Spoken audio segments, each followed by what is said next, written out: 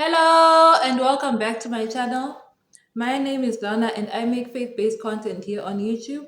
If this is something you're interested in, please keep watching. Last year we were talking about prayer and I made a four-part series on prayer.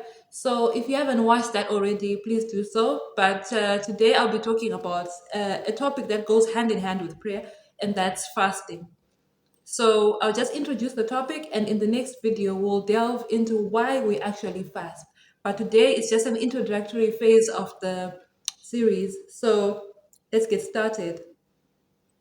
So fasting is the abstinence of food and or drink and things that please the body. We do it to move the heart of God. So that's as basic as what fasting is. You may be wondering what kind of things are loved by the flesh.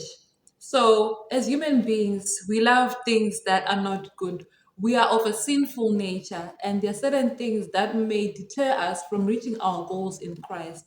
So this could be gossip, this could be social media, it sometimes can be pornography, it can be things really that are not good, and they may keep us from reaching our spiritual goals, or they may keep us from being closer to the Lord. So that is what we do on a fast. We keep away from those things. There's nothing wrong with food, there's nothing wrong with water, but sometimes we fixate so much on those things.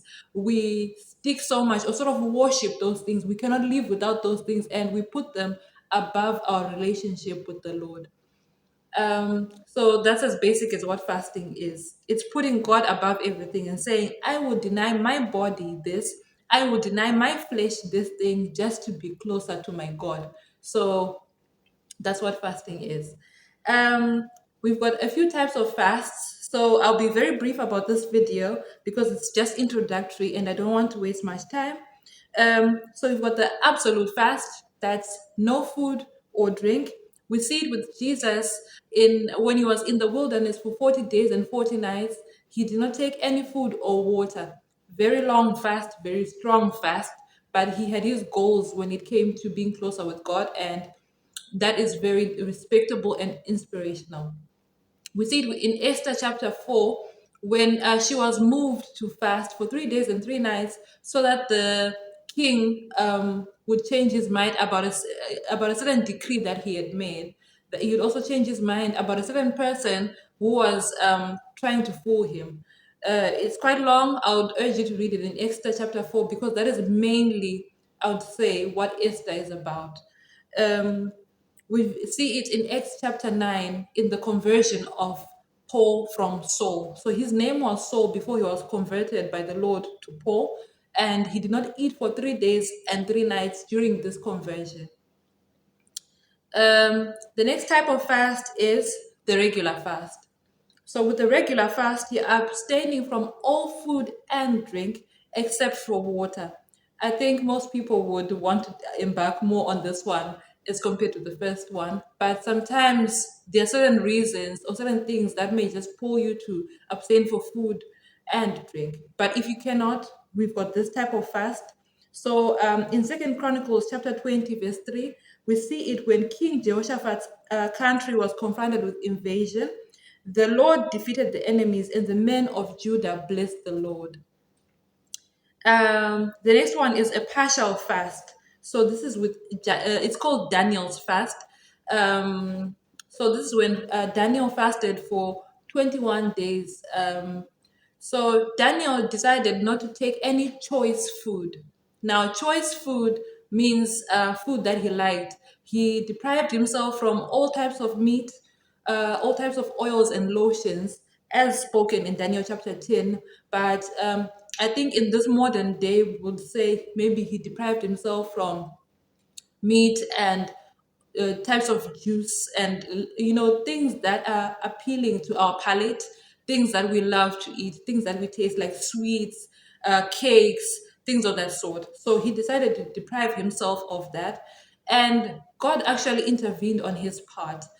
God had sent an angel to Daniel to speak to him about a certain matter, and that angel was being blocked by the devil to reach Daniel.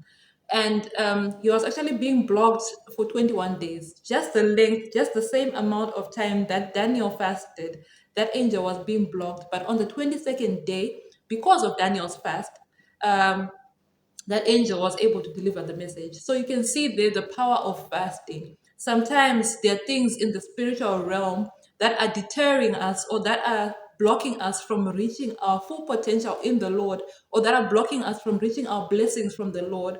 But because we are not fasting, we're not achieving what we need. Sometimes, because you're not fasting, you're not passing your grades, you're not graduating, you're not embarking on certain things that you should embark on. Because you're not fasting, maybe that's why you haven't met the men that you're supposed to marry, or that's why you're not getting married. Because you're not fasting, maybe that's why you're not getting the money that you need to buy a house, buy a car, move on with your life in certain levels. So try fasting. Sometimes fasting is what you need. And when you fast, do not fast because you want those material things. You want the will of God to, conquer in your life. You want the will of God to be the one that abides over your life. So when you're fasting, don't have material stuff and your own desires in mind, but have the will of God and moving the heart of God at heart. That's when things happen. So it's just an encouragement to you. The last type of fast is a intimacy fast. I'll use intimacy, but I'm sure people understand what I mean. So this is a fast from intercourse, and this is when you make an agreement with your husband or with your wife that you're going to fast from intercourse for a certain amount of time, just to move the heart of God. This may be pertaining to your marriage or your marital goals, your goals for having children, your goals for life as a couple, what you foresee, and you just want the hand of God, or you just want to hear from God about what He thinks or what He wants for you guys. So that's an intimacy fast. But it is key that you do not fast for too long a time. Otherwise, the devil may try to uproot your marriage by sending different types of temptation. So, um, 1 Corinthians chapter 7, verse 5 says, "Do not deprive one another, except perhaps by agreement for a limited time, that you may devote yourselves to prayer, but then come together again, so that Satan may not tempt you because of your lack of self control." So understand that it's supposed to be for a limited time, and the devil may try to tempt you, whether it's in the form of these lies and these negative thoughts, because now your marriage is it's weak. When you do not take part in intimacy in a marriage, because it's one of the main pillars of a marriage, your marriage becomes weak. So do it for a limited time so that the devil may not try to tempt you because of your lack of self-control. So because you have lack of self-control, you would give in into temptation. So there are a lot of things that are packed in that verse, but I won't get into that. The last one is what I would like to call a modern fast. So we talked about it, social media, gossip, things like that. There are things that you may love, but when you decide to fast, you just tell yourself, I'm going to stay away from my phone and YouTube and social media and Instagram and things like that for a certain amount of time, just to hear what God says about my life or what He desires about a certain topic that is on my mind. That is all that I had to share with you. If you've got things that you'd like to comment about this topic, please comment down below. I love, love, love hearing from you guys.